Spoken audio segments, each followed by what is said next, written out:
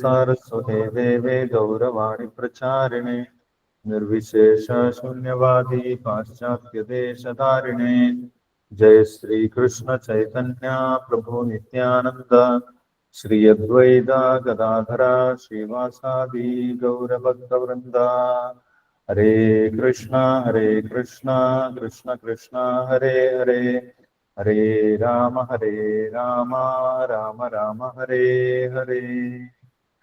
ओम नमो भगवते वासुदेवाय ओम नमो भगवते वासुदेवाय ओम नमो भगवते वासुदेवाय। निगमकल्पतरोर्गलितं फलं शुगमुखात् अमृतद्रवसंयुतं पिबत भागवतं रसमालयं मुहुरहो रसिका भुवि भावुकाः। नारायणं नमस्कृत्यं नरं चैव नरोत्तमं देवीं सरस्वतीं व्यासं ततो जयमुदीरयेत्। नष्टप्रायेषु भद्रेषु नित्यं भागवत सेवया भगवती उत्तमश्लोके भक्तिर्भवति नैष्टिकीम्। कृष्णाय वासुदेवाय देवकीनन्दनाय च नन्दगोपकुमाराय गोविन्दाय नमो नमः। കൃഷ്ണ ശ്രീമദ് ഭാഗവതം പഞ്ചമസ്കന്ധം ഒന്നാമത്തെ അധ്യായം പ്രിയവ്രത മഹാരാജാവിന്റെ കർമ്മങ്ങൾ. ശ്ലോകം 31 മുതൽ 35 വരെ വായിക്കാം.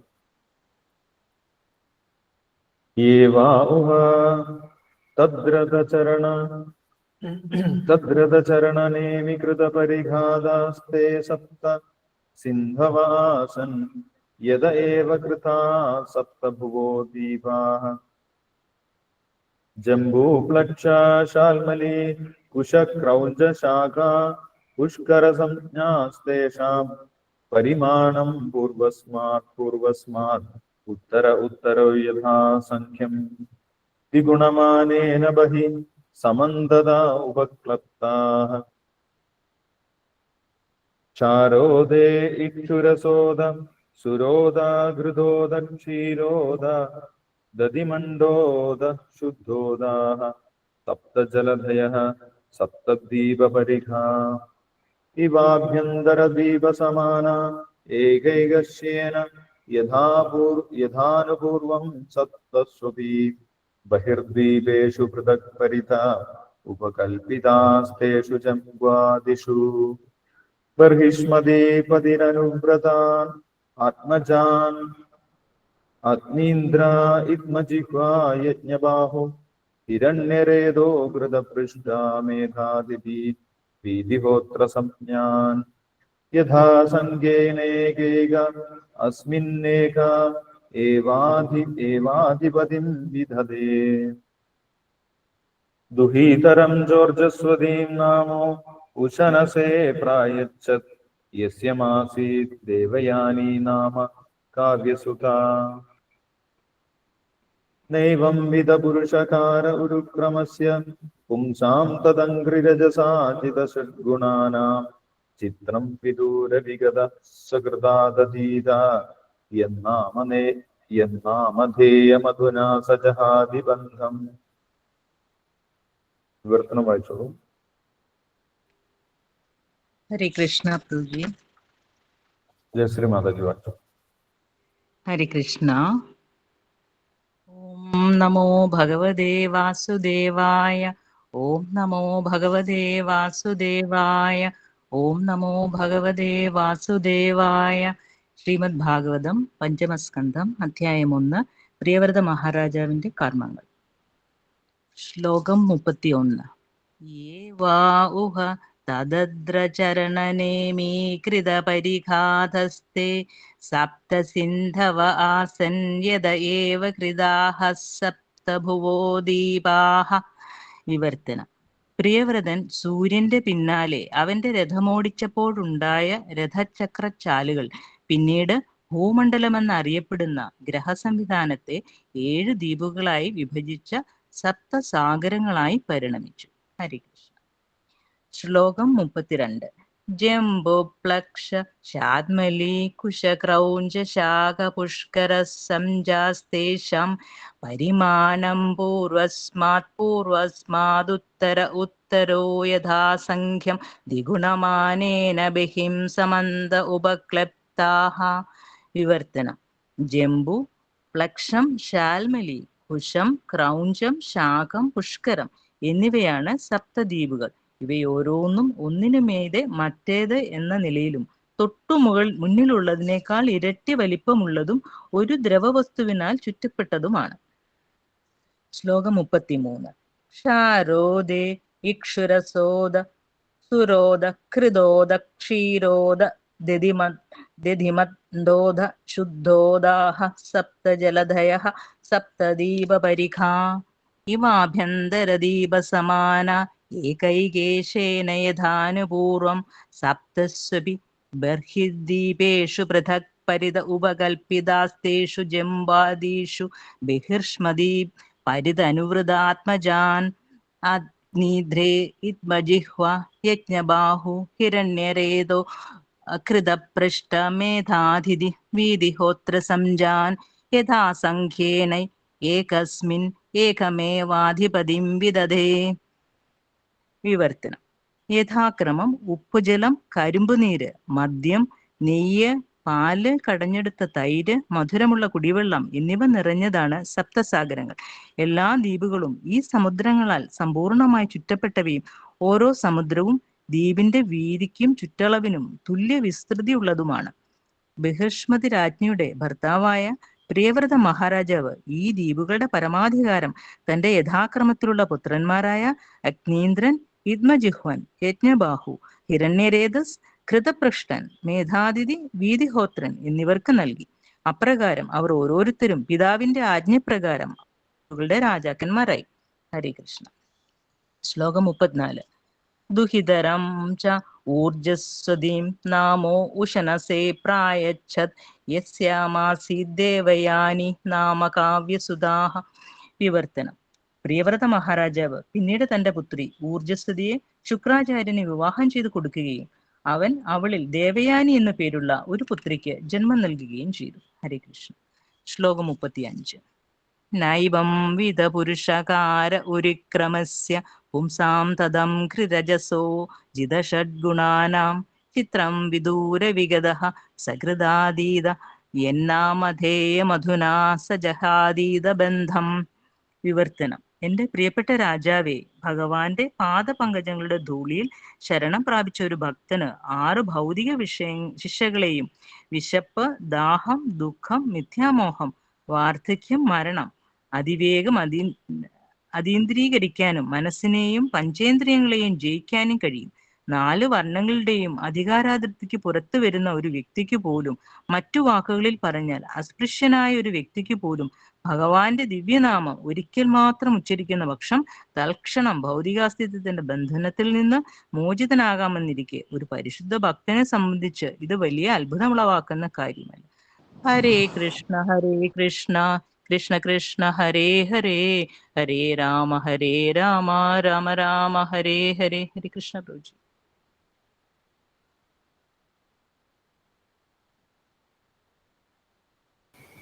ഹരേ കൃഷ്ണ. താങ്ക് യു ജയശ്രീ മാതാജി. ഹരേ കൃഷ്ണ. ഇവിടെ ശുഭദേവ് ബ്രഹ്മർഷി പരീക്ഷിത് മഹാരാജാവിന് സ്വയംഭവ മനുവിന്റെ മൂത്തപുത്രനായിട്ടുള്ള പ്രിയവ്രതന്റെ കർമ്മങ്ങളെക്കുറിച്ചും മഹത്തായിട്ടുള്ള കർമ്മങ്ങളെക്കുറിച്ചും അദ്ദേഹത്തിന്റെ വംശത്തെക്കുറിച്ചുമാണ് പറഞ്ഞു കൊടുത്തത്. അദ്ദേഹത്തിന്റെ പുത്രന്മാരെ കുറിച്ചും പുത്രിയെക്കുറിച്ചും കഴിഞ്ഞ ശ്ലോകങ്ങളിൽ നമ്മൾ വായിച്ചിട്ടുണ്ടായിരുന്നു. 10 പുത്രന്മാരുടെ പേരുകൾ പ്രത്യേകമായിട്ട് എടുത്തു പറഞ്ഞിട്ടുണ്ടായിരുന്നു. അഗ്നീന്ദ്രൻ, ഇദ്മജിഹ്വൻ, യജ്ഞബാഹു, മഹാവീരൻ, ഹിരണ്യരേതസ്, ധൃതപൃഷ്ടൻ, സവനൻ, മേധാതിഥി, വീതിഹോത്രൻ, കവി, ഇങ്ങനെ 10 പുത്രന്മാരുടെ പേര് പറഞ്ഞിട്ടുണ്ടായിരുന്നു. അതിനു പുറമെ ഉത്തമൻ, താമസൻ, രൈവതൻ എന്ന് പറഞ്ഞ് മറ്റൊരു പത്നിയിലുള്ള 3 പുത്രന്മാരെ കുറിച്ചും പറഞ്ഞിട്ടുണ്ടായിരുന്നു. അവർ 3 പേരും, ഉത്തമനും താമസനും രൈവതനും, ഇവർ 3 പേരും പിന്നീട് മനുക്കളായി മാറി എന്നും പറഞ്ഞിട്ടുണ്ട്. ഇതിനു പുറമെ ഒരു പുത്രിയും ഉണ്ടായിരുന്നു, ഊർജസ്വതി എന്ന് പറഞ്ഞിട്ടുള്ള ഒരു പുത്രിയും ഉണ്ടായിരുന്നു. ഇങ്ങനെ 14 സന്തതികളെ കുറിച്ചാണ് ഇവിടെ പേര് എടുത്തു പറഞ്ഞിട്ടുള്ളത്. അതിൽ ഓരോ പുത്രന്മാരും എന്ത് ചെയ്തു എന്നുള്ള കാര്യം നേരത്തെ നമ്മൾ വായിച്ചിട്ടുണ്ടായിരുന്നു. കവി, മഹാവീരൻ, സവനൻ എന്ന് പറഞ്ഞ 3 പുത്രന്മാർ പരമഹംസന്മാരായി പോയി. അവര് സന്യാസത്തിന്റെ ഏറ്റവും ഉയർന്ന തലത്തിൽ വരെ എത്തി ഭഗവാന്റെ സേവനം ചെയ്ത് പരമഹംസന്മാരായി മാറി എന്ന് നമ്മൾ കണ്ടിട്ടുണ്ടായിരുന്നു. കവി, മഹാവീരൻ, സവനൻ. മറ്റു 3 പുത്രന്മാർ ഉത്തമൻ, താമസൻ, രൈവതൻ, ഇവർ 3 പേരും മനുക്കളായി പോയി എന്ന് പറഞ്ഞിട്ടുണ്ടായി. അപ്പോൾ ബാക്കിയുള്ളത് ഇനി 7 പുത്രന്മാരും ഒരു പുത്രിയുമാണ്. അവരെ പ്രിയവ്രതൻ ഭൂമണ്ഡലത്തിനെ മുഴുവൻ 7ആയി വിഭജിച്ച് അവർക്ക് 7 ദ്വീപുകൾ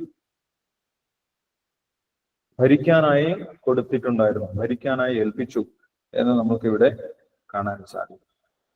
അപ്പൊ കഴിഞ്ഞ ശ്ലോകത്തിൽ നമ്മൾ കണ്ടിട്ടുണ്ടായിരുന്നു, സൂര്യദേവൻ ഭൂമണ്ഡലത്തിനെ ചുറ്റിക്കറങ്ങി സഞ്ചരിക്കുന്ന സമയത്ത് ഭൂമണ്ഡലത്തിന്റെ ഒരു ഭാഗത്ത് മാത്രമേ, സൂര്യൻ എവിടെയാണോ നിൽക്കുന്നത് അതിന് താഴെയുള്ള ഭൂമണ്ഡലത്തിൽ മാത്രമേ സൂര്യപ്രകാശം ലഭിക്കുന്നു. അതിന് ദൂരെയുള്ള ഭാഗത്ത്, അതിന്റെ വിപരീത ഭാഗത്ത് ഭൂമണ്ഡലത്തിന്റെ ഉപരിതലത്തിൽ പ്രകാശം ലഭിക്കുന്നില്ല. അത് കണ്ട സമയത്ത് പ്രിയവ്രതൻ ജനങ്ങൾക്ക് കൂടുതൽ സമയം പ്രകാശം ലഭിക്കുന്നതിന് വേണ്ടി അദ്ദേഹം സൂര്യന്റെ വിപരീത ദിശയിൽ നിന്നുകൊണ്ട് സൂര്യന് ചുറ്റും സഞ്ചരിക്കാൻ തുടങ്ങി. അദ്ദേഹത്തിന്റെ ആ ഒറ്റച്ചക്രമുള്ള രഥത്തിൽ, സൂര്യനെ പോലെ തിളങ്ങുന്ന അദ്ദേഹത്തിന്റെ രഥത്തിൽ അദ്ദേഹം ചുറ്റി സഞ്ചരിച്ചു എന്നാണ് പറയുന്നത്. അങ്ങനെ ചുറ്റി സഞ്ചരിച്ചതിന്റെ ഫലമായി 7 ദ്വീപുകളായിട്ട് ഭൂമണ്ഡലം വിഭജിച്ചു എന്നാണ്. ആദ്യം ഒരൊറ്റ പ്ലെയിൻ ആയിട്ട് കിടക്കുകയായിരുന്നു. ഇപ്പോൾ അദ്ദേഹം സഞ്ചരിച്ചതിന്റെ ഫലമായി 7 ചാലുകൾ രൂപപ്പെട്ടു. ഭൂമണ്ഡലത്തിൽ 7 ചാലുകൾ രൂപപ്പെട്ടു. ആ 7 ചാലുകളും 7 സമുദ്രങ്ങളായി മാറി എന്നാണ്. അപ്പോൾ അദ്ദേഹത്തിന്റെ രഥവും അത്രയും വലുതാണ്. മനുപുത്രനാണ്. അദ്ദേഹത്തിന് ഭഗവാനെ പോലെ തന്നെ കഴിവുകളുള്ള വ്യക്തിയാണ് എന്ന് നമ്മൾക്ക് പിന്നീട് മനസ്സിലാക്കാൻ സാധിക്കും. അപ്പൊ ഇവിടെ ഭൂമണ്ഡലത്തിനെ കുറിച്ച് ശ്രീല പ്രഭുപാദർ വിശദീകരിക്കുന്നുണ്ട്. ഭൂമണ്ഡലം എന്ന് കേൾക്കുന്ന സമയത്ത് നമ്മൾക്ക് എന്താണ് ഓർമ്മ വരുന്നത്? എവിടെയാണ് ഭൂമണ്ഡലം ഇരിക്കുന്നത്, അല്ലെങ്കിൽ ഏതാണ് ഭൂമണ്ഡലം എന്ന് ആർക്കെങ്കിലും പറയാൻ സാധിക്കുമോ? ബോധക സമുദ്രത്തിൽ ഇരിക്കുന്നു. യെസ്. അത് ഭൂമിയുമായിട്ട് എന്തെങ്കിലും ബന്ധമുണ്ടോ? ഭൂമിയിലാണോ ഭൂമണ്ഡലം, അല്ലെങ്കിൽ ഭൂമിയുടെ പുറത്താണോ ഭൂമണ്ഡലം? ഭൂമണ്ഡലത്തിലാണ് ഭൂമണ്ഡലം. ഭൂമി ഉൾപ്പെടുന്ന ഭൂമണ്ഡലം.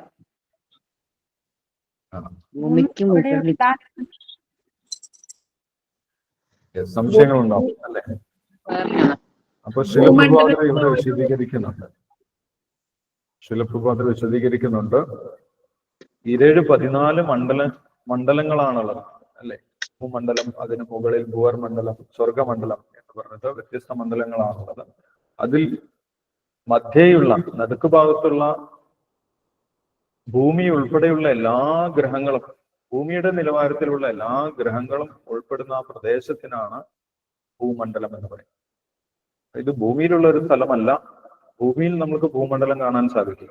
ഭൂമണ്ഡലത്തിന്റെ ചെറിയൊരു കോണിലാണ്, ഒരു ചെറിയ ഭാഗം മാത്രമാണ് ഭൂമി എന്ന് പറയുന്നത്. അത് നമ്മൾക്ക് പിന്നീട് വിശദമായിട്ട് മനസ്സിലാക്കാൻ സാധിക്കും. ഈ സ്കന്ധത്തിൽ വിശദീകരിക്കുന്നുണ്ട്. അപ്പൊ മൊത്തം ഭൂമണ്ഡലത്തിനെയാണ് പ്രിയവ്രതൻ സപ്തദ്വീപുകളായിട്ട് തിരിച്ചിട്ടുള്ളത്. അല്ലാതെ ഭൂമിയല്ല. ഭൂമിയിൽ നമ്മൾക്ക് ഈ സപ്തദ്വീപുകളും സപ്തസാഗരങ്ങളും കാണാൻ സാധിക്കില്ല. ചില സമയത്ത് നമ്മൾ അങ്ങനെ പറഞ്ഞു കേട്ടിട്ടുണ്ട്. ഭൂമിയിലുള്ള 7 വൻകരകളാണ് സപ്തദ്വീപുകൾ, 7 സമുദ്രങ്ങളാണ് സപ്തസാഗരങ്ങൾ. അങ്ങനെയല്ല. ഭൂമണ്ഡലത്തിനെ അപേക്ഷിച്ച് വളരെ ചെറുതാണ് അല്ലെ? ഒരു കടുകുമണിയുടെ അത്രയേ ഉള്ളൂ. മൊത്തം ഭൂമണ്ഡലത്തിൽ നോക്കുകയാണെങ്കിൽ ഭൂമിയുടെ വലുപ്പം ചെറിയൊരു കടുകുമണിയുടെ അത്ര വലുപ്പം ഉണ്ടാവും. അത്രയും വലുതാണ് ഭൂമണ്ഡലം എന്ന് പറയുന്നത്. എല്ലാ ഭൂമികളും ഉൾപ്പെടുന്ന പ്രദേശമാണ് ഭൂമണ്ഡലം എന്ന് പറയുന്നത്. ആ മുഴുവൻ ഭൂമണ്ഡലത്തിനെയാണ് പ്രിയവ്രതൻ തന്റെ രഥം കൊണ്ട് 7 വിഭജിച്ചിട്ടുള്ളത്. കാരണം ഇനി 7 ആണുള്ളത്. 7 പുത്രന്മാർക്ക് ഓരോ രാജ്യങ്ങൾ, ദീപങ്ങൾ നൽകാൻ വേണ്ടി അദ്ദേഹം 7 ദ്വീപുകളായിട്ട് അതിനെ വിഭജിച്ചു എന്നാണ് പറയുന്നത്. ആ ദ്വീപുകളുടെ പേര് ഇവിടെ പറയുന്നുണ്ട്. ഏറ്റവും അകത്തുള്ള ദ്വീപ് മുതൽ ഏറ്റവും പുറത്തുള്ള ദ്വീപ് എന്നുള്ള ക്രമത്തിലാണ് ഇവിടെ ആ ദ്വീപുകളുടെ പേര് പറഞ്ഞിട്ടുള്ളത്. 7 ദ്വീപുകൾ. ഏറ്റവും നടുക്കുള്ള ദ്വീപിനെയാണ് ആദ്യം പറഞ്ഞിട്ടുള്ളത്. ജംബു, പ്ലക്ഷ, ശാൽമലി, കുശ, ക്രൗഞ്ച, ശാക, പുഷ്കര. ഇങ്ങനെ 7 ദ്വീപുകളാണ്. ജംബു ദ്വീപ്, പ്ലക്ഷദ്വീപ്, ശാൽമലി ദ്വീപ്, കുശദ്വീപ്, ക്രൗഞ്ചദ്വീപ്, ശാഖദ്വീപ്, പുഷ്കരദ്വീപ് എന്ന് പറഞ്ഞിട്ട് 7 ദ്വീപുകളാണ്. ജംബു ദ്വീപ്, പ്ലക്ഷദ്വീപ്, ശാൽമലി ദ്വീപ്, കുശദ്വീപ്, ക്രൗഞ്ചദ്വീപ്, ശാഖദ്വീപ്, പുഷ്കരദ്വീപ്. ഇങ്ങനെയാണ് 7 ദ്വീപുകൾ എന്ന് പറയും. ആ 7 ദ്വീപിന്റെ നടുക്കാണ് ഈ സമുദ്രങ്ങളൊക്കെ വന്നിട്ടുള്ളത് എന്നാണ് പറയുന്നത്.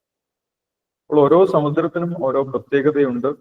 എല്ലാ സമുദ്രത്തിലും ഒരേപോലെയുള്ള ജലമല്ല എന്നാണ് അടുത്ത ശ്ലോകത്തിൽ പറയുന്നത്. ക്ഷാരോദം, ഇക്ഷുരസോദം, സുരോദം, ഘൃതോദം, ക്ഷീരോദം, ദതിമണ്ഡോദം, ശുദ്ധോദം എന്ന് പറഞ്ഞിട്ട് പലതരത്തിലുള്ള ജലമാണ് അതിൽ നിറഞ്ഞത് എന്നും പറയുന്നുണ്ട്.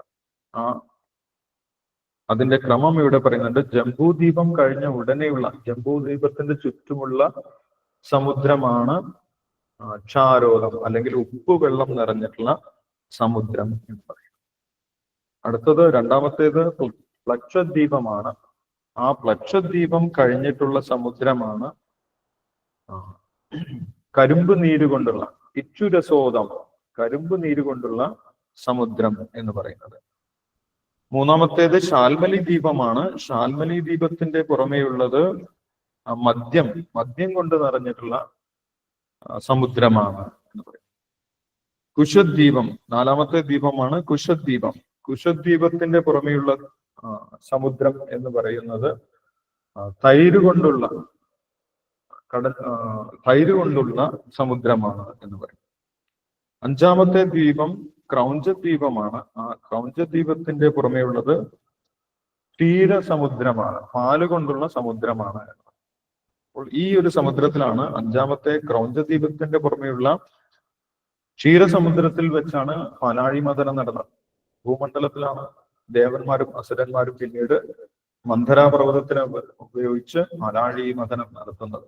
അത് ഭൂമണ്ഡലത്തിലാണ്. അത് നമ്മൾക്ക് പാലാഴി മഥനം നമ്മൾ വായിക്കുന്നുണ്ട്. ക്രൗഞ്ചദ്വീപത്തിന്റെ പുറമെയാണ് ഈ ക്ഷീരസാഗരമുള്ളത്. 6ാമത്തെ ദ്വീപാണ് ശാഖദ്വീപ് എന്ന് പറയുന്നത്. ശാഖദ്വീപിന്റെ പുറത്താണ് തൈരിന്റെ ദ്വീപുള്ളത്. കുശദ്വീപിന്റെ പുറത്ത് ബട്ടറാണുള്ളത്, വെണ്ണയാണ് കുശദ്വീപിന്റെ പുറത്തുള്ളത്. ശാഖദ്വീപിന്റെ പുറത്തുള്ളത് തൈരിന്റെ ദ്വീപാണ്, തൈരിന്റെ സമുദ്രമാണ്. 7ാമത്തേത് പുഷ്കരദ്വീപം. പുഷ്കരദ്വീപത്തിന്റെ പുറത്തുള്ളത് മധുരമുള്ള ജലമാണ്, മധുരമുള്ള ജലത്തിന്റെ സമുദ്രമാണ്. ഇങ്ങനെ 7 സമുദ്രങ്ങളെ കുറിച്ചും 7 ദ്വീപുകളെ കുറിച്ചും പറയും. ദ്വീപ് ആപ്പ എന്നാണ് ദീപം എന്നുള്ള വാക്കിന്റെ അർത്ഥം.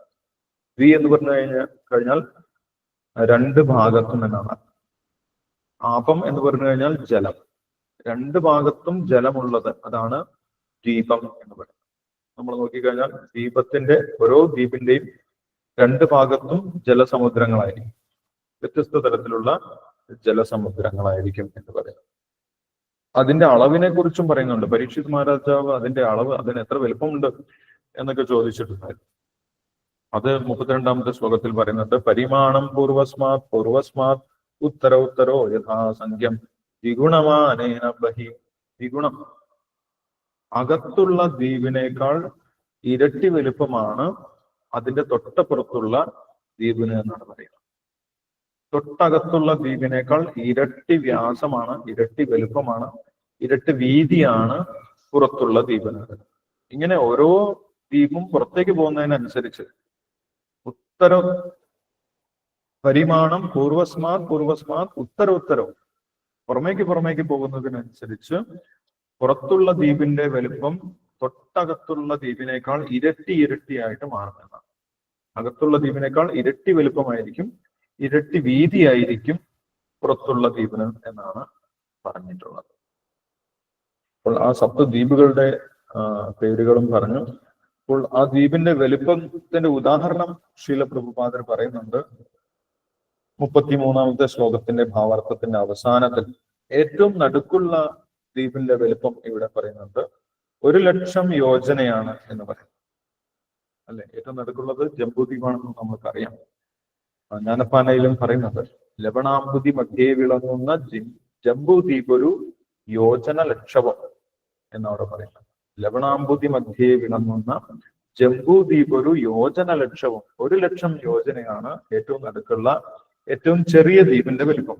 ഏറ്റവും നടുക്ക് ഏറ്റവും ചെറിയ ദ്വീപാണ് ജംബൂദ്വീപാണ്. ആ ജംബൂദ്വീപിന്റെ തന്നെ വലിപ്പം എത്രയാണ് പറയുന്നത്? 1,00,000 യോജനയാണ് പറയുന്നത്. ഒരു യോജന എന്ന് പറഞ്ഞു കഴിഞ്ഞാൽ ഏകദേശം 13 കിലോമീറ്റർ ആയി, 13 കിലോമീറ്ററിന്റെ അടുത്തുണ്ടായി. അപ്പോൾ 1,00,000 യോജനയാണ് അതിന്റെ വീതി എന്ന് പറയുന്നത്. ആ ദ്വീപിന്റെ അതേ വീതിയായിരിക്കും അതിന്റെ പുറമേയുള്ള സമുദ്രത്തിന്റെയും വീതി. അപ്പോൾ ജംബൂദ്വീപിന്റെ തൊട്ട് പുറത്തുള്ള സമുദ്രം ഏതാണെന്നാണ് പറഞ്ഞത്? ഉപ്പുവെള്ളം അല്ലെ, അല്ലെങ്കിൽ ലവണസമുദ്രം. ആ ക്ഷാരസമുദ്രത്തിന്റെ ലവണസമുദ്രത്തിന്റെ വീതി എത്രയായിരിക്കും? 1,00,000 എത്രയാണോ ആ ദ്വീപിന്റെ വീതി അത്ര തന്നെ ആയിരിക്കും അതിന്റെ പുറമേയുള്ള സമുദ്രത്തിന്റെയും വീതി, 1,00,000 യോജന. അതിന്റെ ഇരട്ടിയായിരിക്കും അടുത്ത ദ്വീപിന്റെ വലിപ്പം എന്നാണ് പറഞ്ഞത്. അപ്പോൾ ജംബൂദ്വീപ് കഴിഞ്ഞാൽ തൊട്ടപ്പുറമേയുള്ളത് ലക്ഷദ്വീപാണ് അല്ലെ. ജംബൂദ്വീപ് കഴിഞ്ഞാൽ ക്ഷാരസമുദ്രം, ക്ഷാരസമുദ്രം കഴിഞ്ഞാൽ ലക്ഷദ്വീപം. ആ ലക്ഷദ്വീപത്തിന്റെ വലുപ്പം കണക്കാക്കുന്നത് എങ്ങനെയാണ്? ജംബൂദ്വീപിന്റെ വലുപ്പത്തിന്റെ ഇരട്ടിയായി. 1,00,000 യോജനയാണെങ്കിൽ ലക്ഷദ്വീപിന് 2,00,000 യോജനയായിരിക്കും വീതി ഉണ്ടാകുക. അതിന്റെ പുറമേയുള്ള സമുദ്രം ഇക്ഷുരസം, കരിമ്പ് ജ്യൂസ്, കരിമ്പ് നീരിന്റെ സമുദ്രം, അതിനും 2,00,000 യോജനയായിരിക്കും വീതി ഉണ്ടാകുക. ഇങ്ങനെ ഇരട്ടിച്ചിരട്ടിച്ചാണ് വലിപ്പം പോകുന്നത് എന്നാണ്. ഉത്തരോത്തരം ദ്വിഗുണമാനേന അതിന്റെ സൈസ് ദ്വിഗുണമായിട്ട് ഇരട്ടിയായിട്ട് പോകും എന്നാണ് പറഞ്ഞത്. അപ്പോൾ ഇത്രയും വലുതാണ് ഈ ഭൂമണ്ഡലം എന്ന് പറയുന്നത്. ജംബൂദ്വീപിന് തന്നെ 1,00,000 യോജന വലുപ്പമുണ്ട് അല്ലെ. ഭൂമിയുടെ ആകെ വലുപ്പം എത്രയാണെന്ന് അറിയുമോ? ഭൂമിയുടെ ആകെ വലുപ്പം നമ്മൾ നെറ്റിലൊക്കെ നോക്കിക്കഴിഞ്ഞാൽ കാണാൻ സാധിക്കും. ഭൂമിയുടെ വ്യാസം, ഡയമീറ്റർ ഓഫ് എർത്ത് എന്ന് നോക്കിക്കഴിഞ്ഞാൽ അത് 12,000 സംതിങ് ആണ്, 12,756 എന്ന് കാണാൻ സാധിക്കും. ഏകദേശം 13,000 കിലോമീറ്റർ. ഈ 13,000 കിലോമീറ്റർ എന്ന് പറഞ്ഞു കഴിഞ്ഞാൽ എത്രയുള്ളൂ? 1000 യോജനയുള്ളൂ. 1000 യോജനയാണ് സുദർശന ദ്വീപിന്റെ വലിപ്പം എന്ന് മഹാഭാരതത്തിൽ പറയുന്നുണ്ട്. അപ്പോൾ 1000 യോജനയാണ് ഭൂമിയുടെ വ്യാസം എന്ന് പറയുന്നത്. ജംബൂദ്വീപിന്റെ വ്യാസം എത്രയാണ്? 1,00,000 യോജനയാണ്. അപ്പൊ ഭൂമിയുടെ 100 ഇരട്ടി വീതിയുണ്ട് അല്ലെങ്കിൽ വ്യാസമുണ്ട് ജംബൂദ്വീപ്. ജംബൂദ്വീപിൽ 100 ഭൂമിയെ കൊള്ളും അല്ലെ, അത്രയും വലുപ്പമുണ്ട് ജംബൂദ്വീപിന്. അതുകൊണ്ട് ഒരിക്കലും ഈ സപ്തദ്വീപുകളും സപ്തസാഗരങ്ങളൊന്നും ഭൂമിയിലല്ല, ഭൂമിയുടെ എത്രയോ ഇരട്ടി വലുപ്പത്തിൽ വ്യാപിച്ചു കിടക്കുന്നതാണ് ഈ സപ്തദ്വീപുകളും സപ്തസാഗരങ്ങളും എന്ന് നമ്മൾ മനസ്സിൽ ആ ഒരു ഐഡിയ ഉണ്ടായിരിക്കണം, ആ ഒരു ധാരണയിലായിരിക്കണം നമ്മൾ തുടർന്ന് വായിക്കേണ്ടത്. ഇതിന്റെ ചെറിയൊരു ഭാഗം മാത്രമാണ് ഭൂമി. നമ്മുടെ ഭാരതഖണ്ഡമാണ് ഭൂമി എന്ന് നമ്മൾ പറയുന്നത്, സുദർശന ദ്വീപും എന്നൊക്കെ പറയുന്നത്. ഓക്കെ, അപ്പൊ അത്രയും പറഞ്ഞു. ഈ സപ്തദ്വീപുകളുടെ പേര് പറഞ്ഞു, സപ്തസാഗരങ്ങളുടെ പേരുകൾ പറഞ്ഞു, അതിന്റെ വലിപ്പത്തിനെ കുറിച്ചും പറഞ്ഞു. ഇരട്ടിയായിട്ട് പോകും എന്ന് പറഞ്ഞു. ജംബൂദ്വീപിന് മാത്രം 1,00,000 യോജനയുണ്ട് എന്ന് പറഞ്ഞു. അത് ഓരോ മക്കൾക്കും, പ്രിയവ്രതന്റെ ഓരോ മക്കൾക്കും ഭരിക്കാൻ വേണ്ടി വിഭജിച്ചു കൊടുത്തു എന്നും പറയുന്നത് അല്ല. ജംബൂദ്വീപ് കൊടുത്തിട്ടുള്ളത് അഗ്നീന്ദ്രനാണ്. ജംബൂദ്വീപ് ഭരിക്കുന്നത് അഗ്നീന്ദ്രനാണ്. ലക്ഷദ്വീപിന്റെ അവകാശം കൊടുത്തിട്ടുള്ളത് ഇദ്മജിഹനാണ്. ലക്ഷദ്വീപ് ഇദ്മജിഹനും, ശാൽമലി ദ്വീപ് യജ്ഞബാഹുവിനും, കുശദ്വീപ് ഹിരണ്യരേതസിനും, ക്രൗഞ്ചദ്വീപം കൃതപൃഷ്ടനും, ശാഖദ്വീപം മേധാതിഥിക്കും, പുഷ്കര ദ്വീപം വീതിഹോത്രനുമാണ് കൊടുത്തിട്ടുള്ളത്. ബാക്കിയുള്ള 7 പുത്രന്മാർക്കും 7 ദ്വീപുകൾ ഭരിക്കാൻ വേണ്ടി കൊടുത്തു. അപ്പോൾ കൃത്യമായിട്ടുള്ള അതിർത്തിയുണ്ട്, അല്ല അതിർത്തി തർക്കത്തിന്റെ ആവശ്യമൊന്നുമില്ല, അതിർത്തിയുടെ പേരിൽ യുദ്ധമൊന്നുമില്ല. കാരണം കൃത്യമായിട്ട് സമുദ്രത്തിന്റെ ഒരു അതിർത്തിയുണ്ട്. അതുകൊണ്ട് അവർക്ക് സമാധാനമായിട്ട് അവിടെ ഭരിക്കാൻ സാധിക്കും. അങ്ങനെ 7 പുത്രന്മാരെ കുറിച്ചും ഇപ്പോൾ പറഞ്ഞു കഴിഞ്ഞു. അങ്ങനെ ആകെ 13 പുത്രന്മാരെ കുറിച്ച് പറഞ്ഞു. ഇനി ഒരു പുത്രിയാണ് ബാക്കിയുള്ളത്, ഊർജസ്വതി. അതെ, ആ ഊർജസ്വതിയെ ആർക്കാണ് വിവാഹം ചെയ്തു കൊടുത്തത്? ഉശനാ കവിക്ക്. ശുക്രാചാര്യരാണ് ഊർജസ്വതിയെ വിവാഹം ചെയ്തത്. അപ്പൊ ശുക്രാചാര്യരുടെയും ഊർജസ്വതിയുടെയും പുത്രിയാണ് ദേവയാനി എന്ന് പറയും. ദേവയാനിയെ കുറിച്ച് പിന്നീട് നമ്മൾ വായിക്കണം. ദേവയാനി ശുക്രാചാര്യരുടെയും പ്രിയവ്രതന്റെ പുത്രിയായിട്ടുള്ള ഊർജസ്വതിയുടെയും മകളാണ് എന്ന് പറയും. അപ്പൊ ഇതൊക്കെ കേട്ട സമയത്ത് പ്രിയവ്രതൻ ഇത്രയും വലിയ കാര്യമൊക്കെ ചെയ്തു അല്ലെ? ഒരു രഥത്തിൽ ചുറ്റി സഞ്ചരിച്ച് അദ്ദേഹത്തിന്റെ രഥചക്രത്തിന്റെ ചാലുകൊണ്ട് വലിയ വലിയ സമുദ്രങ്ങളൊക്കെ രൂപം കൊണ്ടു. അദ്ദേഹം തുടർച്ചയായി സൂര്യന്റെ പുറകെ ചുറ്റി നടന്നു എന്നൊക്കെ കേട്ട സമയത്ത് പരീക്ഷിത്ത് മഹാരാജാവ് അത്ഭുതത്തോടു കൂടി നോക്കിയിരിക്കുകയായിരുന്നു ശുകദേവ് ബ്രഹ്മർഷിയെ. ഇങ്ങനെയൊക്കെ സംഭവിച്ചോ? ഇങ്ങനെയൊക്കെ ഒരു വ്യക്തിക്ക് സാധിക്കുമോ എന്ന് വിചാരിച്ച് അങ്ങനെ പരീക്ഷിത്ത് അത്ഭുതത്തോടു കൂടി നോക്കിയിരിക്കുന്ന സമയത്ത് ഒരു സംശയം മുഖത്തുണ്ടായിരുന്നു. ഇതൊക്കെ നടക്കുന്ന കാര്യമാണോ എന്നൊരു സംശയം മുഖത്തുണ്ടായിരുന്നു. ആ സമയത്താണ് ശുകദേവ് ബ്രഹ്മർഷി സംശയിക്കേണ്ട ഒരു ആവശ്യമില്ല. ദൈവം വിധപുരുഷകാര ഉരുക്രമസ്യ പുംസാം തദംഗ്രിരജസാജിത ഷഡ്ഗുണാനാം ചിത്രം വിദൂരവിഗത സകൃതാതീത യംനാമധേയമധുനാ സജഹാദിബന്ധം. ഭഗവാൻ ആരാണ്? ഭഗവാൻ ഉരുക്രമനാണ്. അല്ലെ, 3 പാദം കൊണ്ട് തന്നെ, 2 പാദം കൊണ്ട് തന്നെ 14 ലോകങ്ങളും പ്രപഞ്ചം മുഴുവൻ അളന്നിട്ടുള്ള വ്യക്തിയാണ്. അങ്ങനെയുള്ള ഭഗവാന്റെ പാദങ്ങളെ ശരണം പ്രാപിച്ചിട്ടുള്ളവർക്കും ഭഗവാനെ പോലെ തന്നെയുള്ള കഴിവുകൾ കിട്ടും എന്നാണ് ശുകദേവ് ബ്രഹ്മർഷി പറയുന്നത്. ഭഗവാന്റെ ശുദ്ധഭക്തന്മാർക്ക് ഭഗവാനെ പോലെ തന്നെയുള്ള ശക്തി ഭഗവാൻ കൊടുക്കും. ഭഗവാന്റെ നാമം ജപിച്ചാൽ തന്നെ ഭൗതികമായിട്ടുള്ള ബന്ധനങ്ങളിൽ നിന്ന് മുക്തി നേടാൻ സാധിക്കും.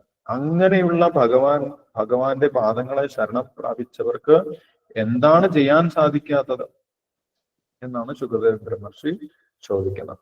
അല്ലെ, ഭഗവാന്റെ നാമം ജപിച്ചുകൊണ്ട് തന്നെ ഹനുമാൻ ആ 100 യോജന സമുദ്രം എടുത്തു ചാടി അപ്പുറത്ത് കിടന്നു. അല്ലെ, അപ്പൊ ഭഗവാന്റെ ഭക്തന്മാർക്കൊന്നും അസാധ്യമായിട്ടില്ല. പ്രിയവ്രതൻ ചെയ്തിട്ടുള്ളത് ശരി, പ്രിയവ്രതൻ ഇത്രയൊക്കെ ചെയ്യാൻ സാധിക്കുമോ എന്ന് ചിന്തിച്ച് സംശയിക്കേണ്ട ആവശ്യമില്ല. പ്രിയവ്രതന് അത് വളരെ എളുപ്പത്തിൽ ചെയ്യാൻ സാധിക്കും. കാരണം അദ്ദേഹം ഭഗവാനെ പൂർണ്ണമായിട്ടും ശരണം പ്രാപിച്ചിട്ടുള്ള ശുദ്ധഭക്തനാണ്.